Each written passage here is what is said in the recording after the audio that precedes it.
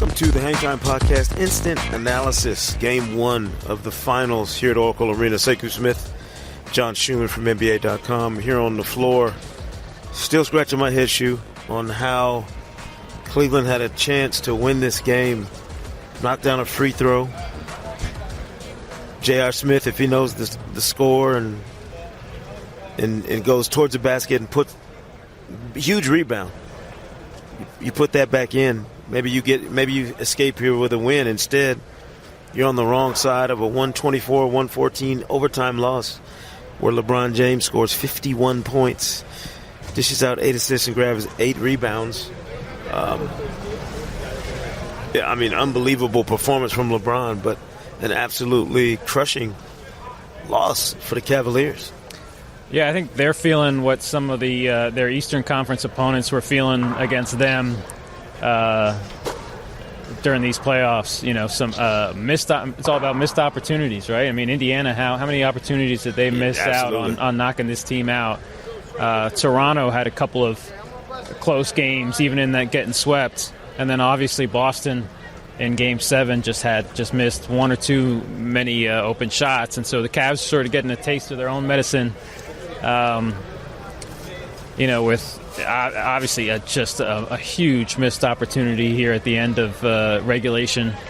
And, right now we wonder, is that the best they got, or can they come back with more and rebound from such a crushing loss? Yeah, what else would you do if you're LeBron? How do you walk into that locker room and say, I just dropped 51, 8, and 8. Like, he's got to be racking his brain. Like, damn, what else can I do? I don't know. His jumper went away a little bit in the second half. He struggled with the sort of step back jumpers in the second half. Obviously, fatigue had to play a part in that, and he can't be expected to make every shot he takes. So I don't know if he can play any better than that. Obviously, the Warriors got to find some answers to how they're defending him. Yeah. Did you like him trying to go at Steph repeatedly like that? Yeah. Because the success rate is not what you think with Steph guarding him. His success rate for LeBron. I thought he got to the basket plenty. Like, I think that's the Warriors' one worry right now is how often he got to the basket tonight. But he didn't convert as much as you think. If I'm not mistaken, Kevin Cottrell, our senior researcher at NBA TV, told me that LeBron's like 6 for 26 with Steph guarding. Not nearly as successful as it looks, when you watch him physically bowl Steph out the way, but he's not converting on it. I still think that's their primary option. I thought they had some success with Kevin Love in the post in the second half. I thought their minutes with LeBron off the floor were actually pretty good. Yeah. And that was playing through Kevin Love for quite a bit of that. What's funny is Houston thought that was their best option as well. And they found themselves, trying to take advantage of Steph to the point where it just didn't pan out the way you expect. It didn't pan out the way you expect. You're thinking, we got a physical advantage here, let's exploit it. And you spend so much time trying to do that. To me, you kind of miss a bunch of other opportunities. Yeah, and if you had, I think that's just the way the Cavs play. They're not the Warriors in regards to ball movement, in regards to player movement, off the ball screens. That's just not who they are. LeBron taking advantage of mismatches is who the Cavs are. Right. And maybe the success isn't there when he's trying to shoot against those mismatches, but those mismatches can also provide passing lanes. You saw tonight the Warriors not necessarily double teaming, but hedging.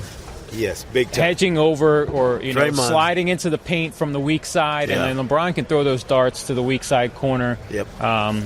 The issue I think tonight, his teammates he was 3 for 7 for 3. His teammates were 7 for 30 from 3. Yeah.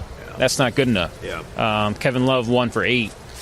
Jeff Green 1 for 6. Right there, that's a lot of missed opportunities. Right. Although in overall, it was a fairly solid offensive game for the Cavs. Yeah.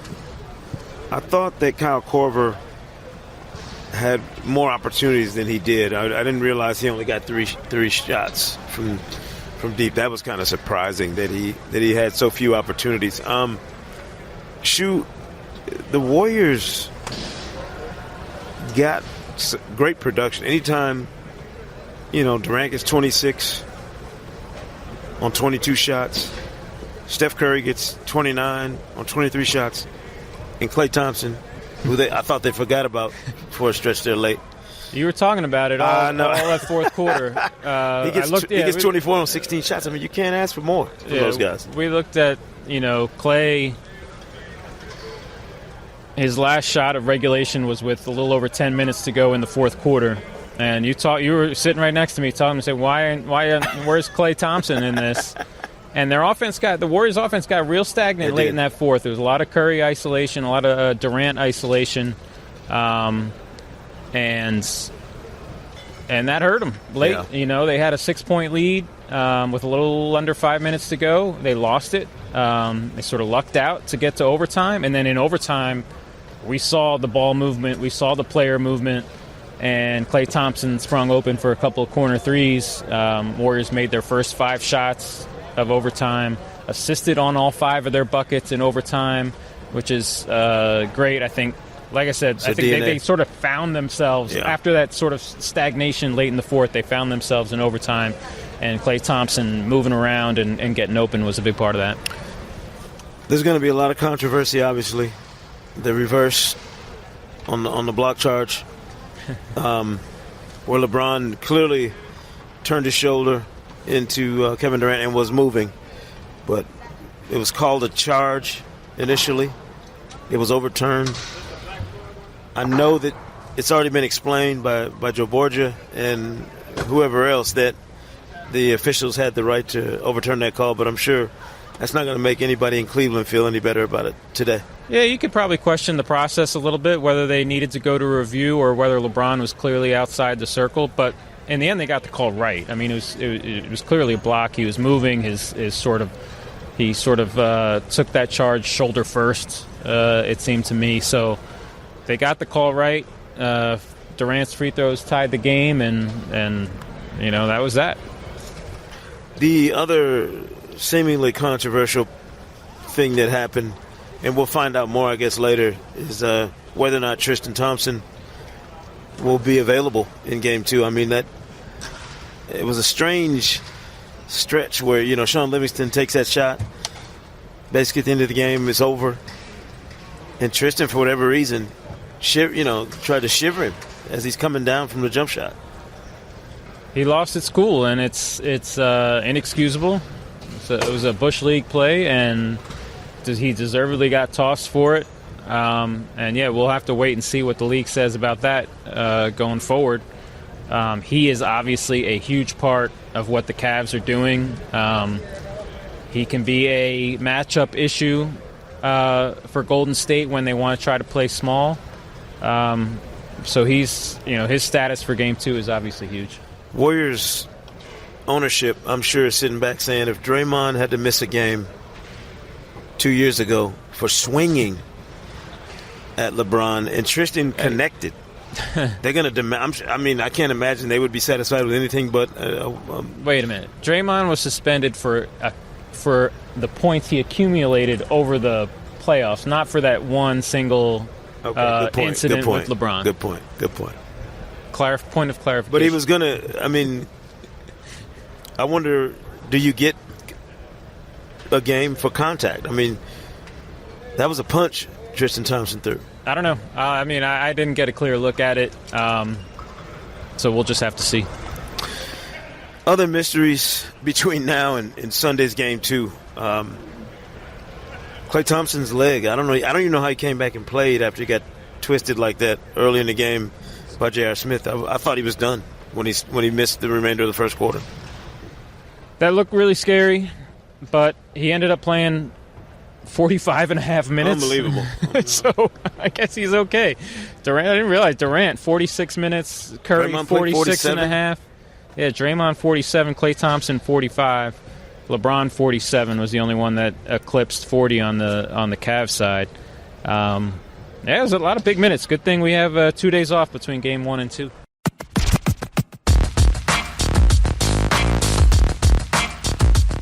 What is your main adjustment if you're the Cavaliers for game 2? What do you adjust? What do you do differently to try and, get the finish you thought you had in regulation in this game?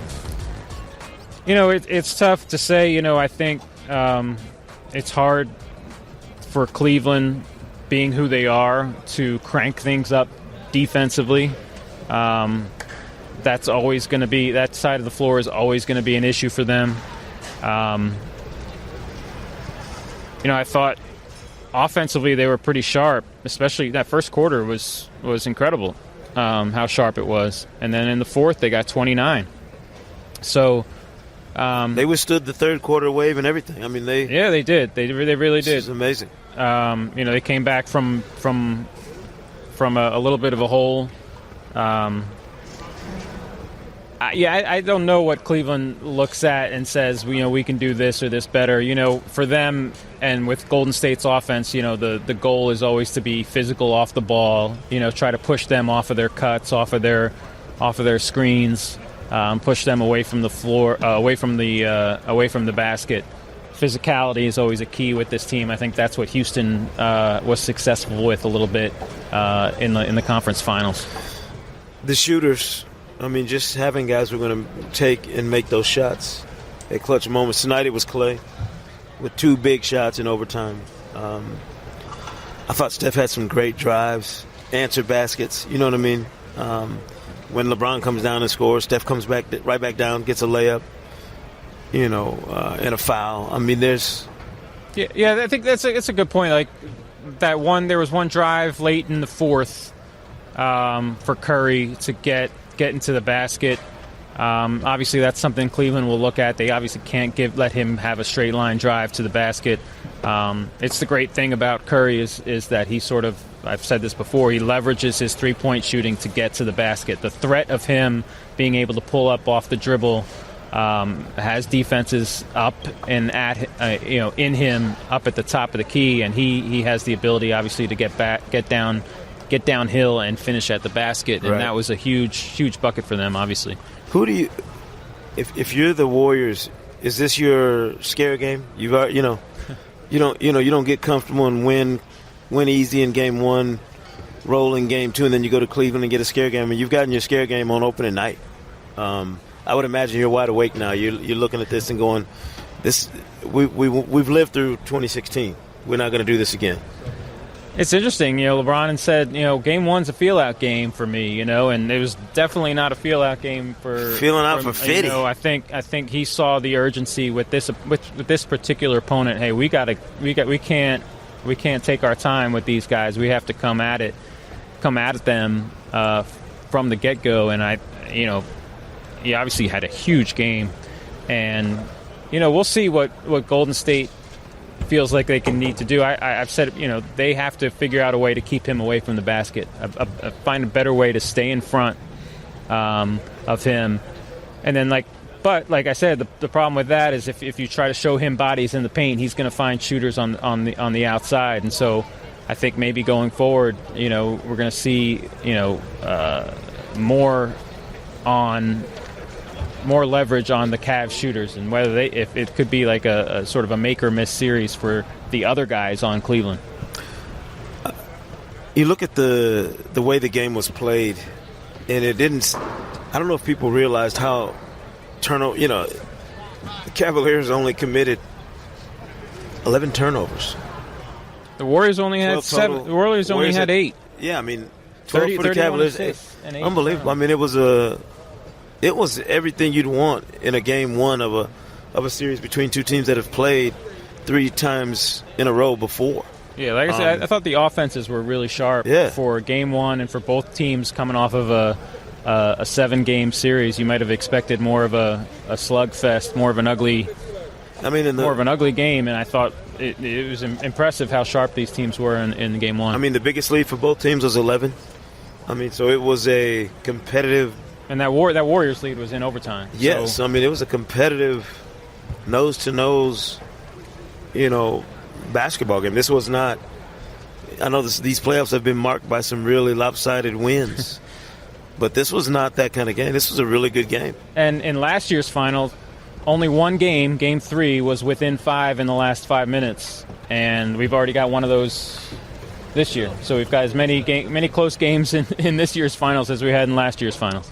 All Things Finals can be found on NBA.com, NBA TV, the NBA app, everything. I mean, all the wrap-up, post-game analysis, features, news, everything you're looking for can be found there.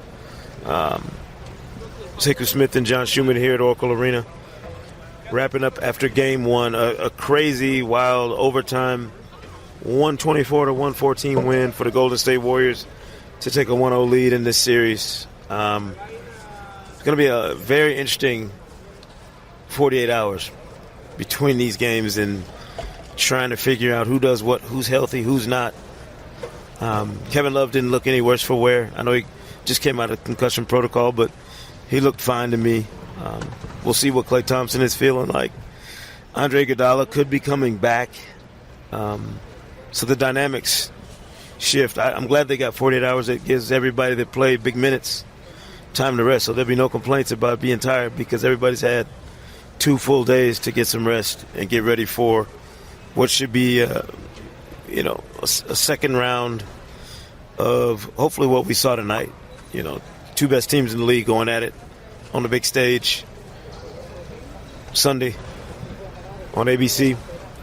We'll be here, barring a catastrophe, making sure you don't get lost somewhere on your off time, get caught up sightseeing or something crazy.